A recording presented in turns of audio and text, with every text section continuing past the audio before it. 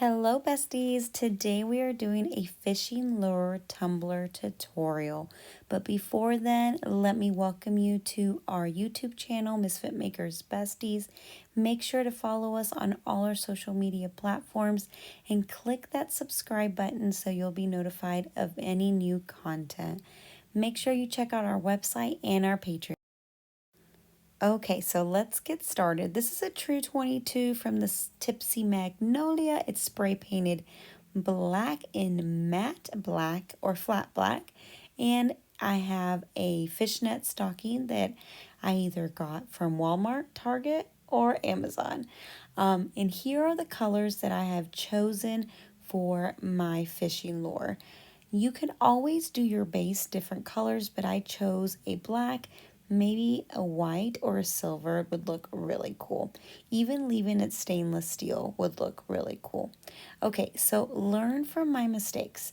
When you apply the fishnet stocking, there's a seam at the foot of the fishnet stocking, and here I was trying to figure out how to cover that seam.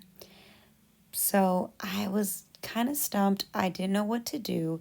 I learned on my second one after one of our live tutorials in our Patreon. A bestie that had done this many times before suggested that I make a knot at the top. That way it wouldn't leave the seam. But of course, I didn't know that. So hindsight's 2020. So as you see, there will be a seam at the bottom because I didn't know any better. So because you have your fishnet stocking, it is hard to use one of the chucks. So I'm just using my trusty, old, rusty footballs from back in the day. And you want to make sure it's nice and tight. Okay, so now you want to go outside and play with the spray paint, fight the wind, as you see here. For those that know me, know that I live in Iowa and it's super windy. So you want to prime your spray paint by spraying a little bit just to kind of feel the flow, and then just very easily and lightly spritz your tumbler as you see here. And don't worry if you have some overspray. Look at me. I had so much overspray because this wind was not letting me be great. Okay, so don't worry about the overspray. You can always let it dry a little bit and then go back with a second coat just to kind of fix your mistakes. Whatever you do, don't overspray it where it's dripping because now that's harder to fix. So here I am just alternating my colors. You can use 3 colors, 4 colors, well, you can't just use one. I guess you could, but my fishing lure is going to be nice and bright, or at least that is my plan. As far as what to do on the bottom, you just kind of want to spray it what different colors, whatever overspray gets on the bottom. The bottom is not as important as the sides. So here you see it's looking good, but I'm still like trying to fix it. I'm sorry I'm out of frame here, but I was trying not to inhale too much spray paint, and like I said, this wind was not letting me be great.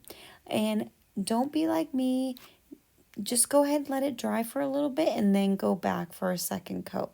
So here, enjoy me struggling and fighting the wind.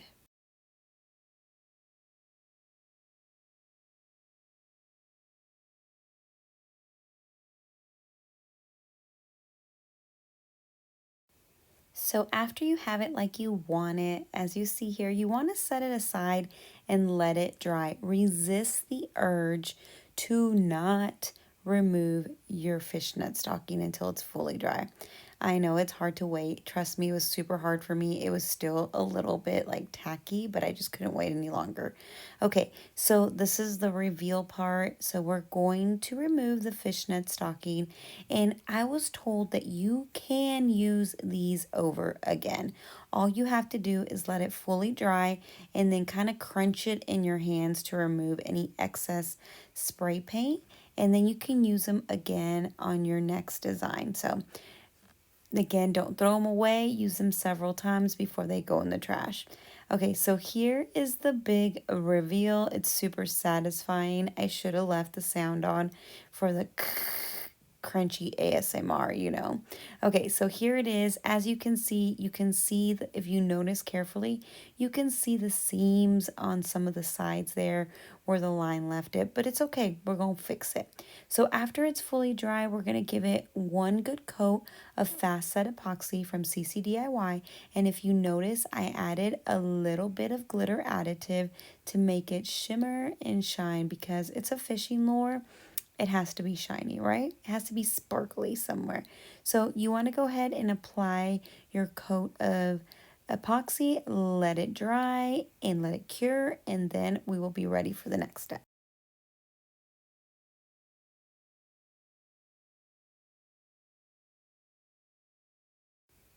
Okay, so now that it's fully cured, now it's time to add the decals. Look how pretty. I'm telling you, a little bit of additive goes a long way. And I always appreciate a nice sparkly tumbler.